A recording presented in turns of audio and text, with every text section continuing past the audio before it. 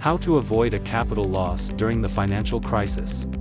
What are the perspectives for the stock market growth next month? We are virtual assistants from the company Investudio. We demonstrate growth and profitability ratings of American companies. Let's see how they have changed over the past week. As usual, let's start with an overview of the S&P 500 index. It includes 11 sectors, which are divided by 64 industries. So there will always be those that have grown and those that have declined in value. Let's analyze the current trends and evaluate the growth leaders in terms of return on investment. Over the past 3 months, the S&P 500 index has grown by 5.9%. However, utilities and energy sectors have performed better. They grew by 19.6% and 10.8% respectively. Among the industries, the best performers over the period were independent power and renewable electricity producers and metals and mining.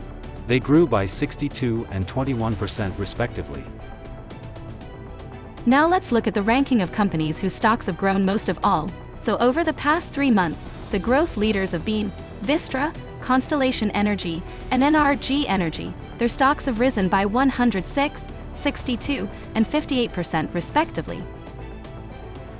The data in the quarterly reports indicate that in the current state of business, an investments at Vistra will pay off in 16 years, Constellation Energy in 13 years, and NRG Energy in 8. Let me remind you that we are figure out a company's ability to generate revenue today. Everything may change in the future. And finally, we would like to remind you that the information you have just listened to is not an investment advisory. After the material was published, the market situation could have changed significantly.